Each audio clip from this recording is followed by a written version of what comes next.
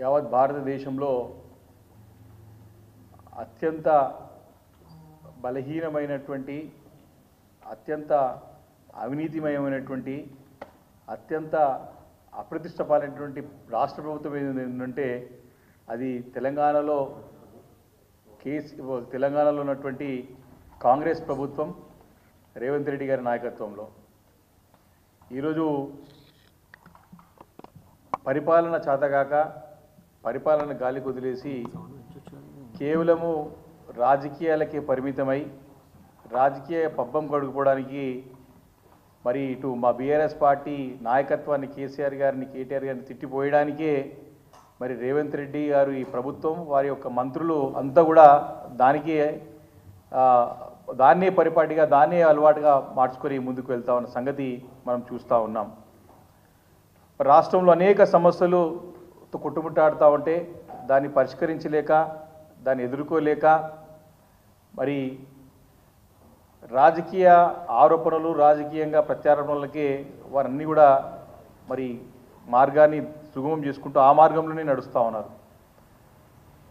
ముఖ్యమంత్రి గారు ఎంత దిగజాడు రాజకీయాలకి పాల్పడుతూ ఉన్నారంటే మరి దాన్ని గ్రహించినటువంటి భారతదేశ అత్యున్నత న్యాయస్థానం సుప్రీంకోర్టులకు సంబంధించినటువంటి మరి ధర్మాసనమే వారి పట్ల అసంతృప్తిని అసహనాన్ని వారి యొక్క ఆక్రోశాన్ని వెళ్ళగక్కిన సంగతి మనందరం చూసాం.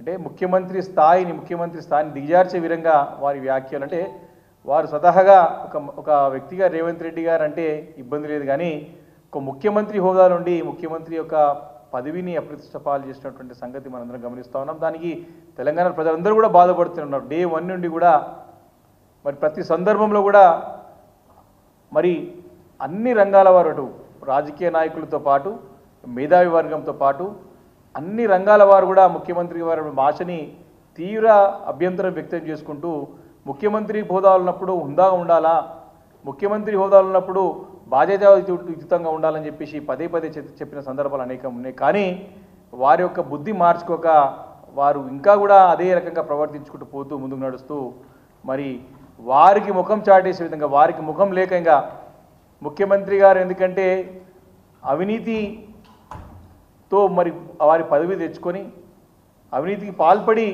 మరి చూసాం, ఎన్నో కేసులు రిటైర్డ్ పట్టుకున్న సందర్భాలు చూసాం.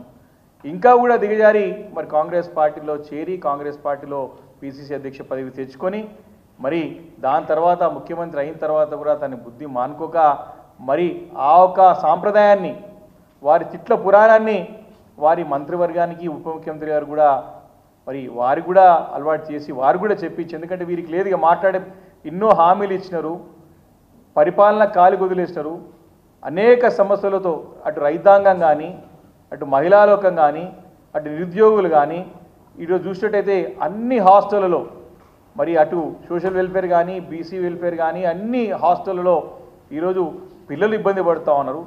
ఈ రకంగా ఈరోజు అతి భారీ వర్షాలతో ప్రజలు కొట్టుమిట్టాడుతూ ఉన్నారు, ఇబ్బంది పడుతూ ఉన్నారు. వీటన్నిటిని కూడా అడ్రస్ చేయలేక తిట్ల పురాణానికి వారితో పాటు వారి మంత్రులను కూడా మరి ఉసుగొల్పే విధంగా రేవంత్ రెడ్డి గారు చేస్తున్న ప్రయత్నాన్ని మేము తీవ్రంగా ఖండిస్తూ ఉన్నాం, వ్యతిరేకిస్తూ ఉన్నాం. ఇంత భారీ వర్షాలు అవుతుంటే భారీ వర్షాలు పడతాయని వారం రోజుల నుంచి కూడా పదే వాతావరణ శాఖ హెచ్చరిస్తూ ఉన్నది. దీనిపైన ఒక ముందస్తు ఏర్పాట్లు లేవు. దీని విపత్తును వస్తే ఏ రకంగా ఎదుర్కోవాలని చెప్పేసి ఒక ప్రణాళికలు లేవు. క్షేత్రస్థాయిలో అధికార యంత్రాంగాన్ని అప్రమత్తం చేసినటువంటి మరి దాఖలాలు కనపడతలేవు. కేవలం టెలికాన్ఫరెన్స్ నిర్వహించుకొని చేతులు దులిపేసుకొని మరి వారు ఇంకా రాజకీయాలకు పాల్పడే ప్రయత్నం చేస్తూ ఉన్నారు. కాబట్టి దీన్ని బీఆర్ఎస్ పార్టీ ఇప్పటికైనా ముఖ్యమంత్రి గారు అన్ని జిల్లాల్లో ఉన్నటువంటి యంత్రాంగాన్ని కానివ్వండి, అన్ని జిల్లాల్లో ఉన్నటువంటి మరి మంత్రులను కానివ్వండి అలర్ట్ చేసి క్షేత్రస్థాయిలో ఉండి ప్రజలకి అండగా ఉండాల్సినటువంటి బాధ్యతని వారు ఇమ్మీడియట్గా చేయాల్సిందిగా ఈరోజు బీఆర్ఎస్ పార్టీ డిమాండ్ చేస్తూ ఉంది. మరి నిన్న మొన్న చూసినట్టయితే రేవంత్ రెడ్డి గారు వారికి ఎందుకంటే వారు అనేక వాగ్దానాలు చేశారు ఎన్నికల ముందు.